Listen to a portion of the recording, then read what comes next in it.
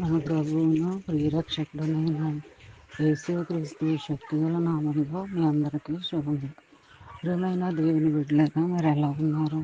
గతించిన దినమంతా కూడా ఆయన రెక్కల నీడలో మనందరినీ కాపాడి మరొక నూతనమైన దినంలో వారంలో మన ప్రవేశపెట్టిన విధానం బట్టి మరొకసారి ఆయనకి వందనాలు చెల్లించుకుంటున్నామండి.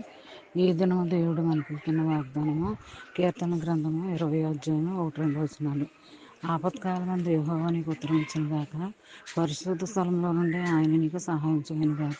ప్రియమైన దేవుని బిడ్డలారా, ఇందులో ఆదరణకరమైన మాటలు ఏంటంటే, నువ్వెంత అపాయంలో ఉన్నా, బాధల్లో ఉన్నా, బలహీనతల్లో ఉన్నా, సమస్యల్లో ఉన్నా, ఎన్ని రకాలుగా బాధపడుతున్నప్పటికీ మరి నీ ప్రార్థనకి జవాబునిచ్చేవాడు ఆయనే కాబట్టి నీ ప్రార్థనకు నెరవేర్పునిస్తాడు.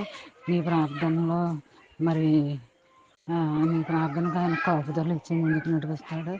ఎటువంటి అపాయం రాకుండా మరి పరలోకం నుండి నీకు ధననిధిని తెరుస్తాడు. మరి అక్కడి నుండి నీకు సహాయం చేస్తాడు.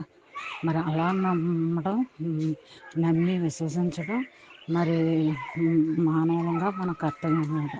మరి ఈ దినమంతా ఈ వాగ్దానం నీ జీవితంలో, నా జీవితంలో, మనందరి జీవితంలో జరగాలని కోరుకుందాం. అలాంటి స్థితిలో మరి మనము ఉండాలి. మరి ఈ చిన్న వాగ్దానం ఫ్రెండ్స్ సర్కిల్లో షేర్ చేయండి.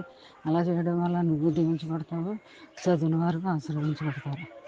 అలాగా ఉండాలని కోరుకుంటూ ఈ దినమంతా ఈ వాగ్దానం నీ జీవితంలో జరగాలని కోరుకుంటూ అవును. God bless you.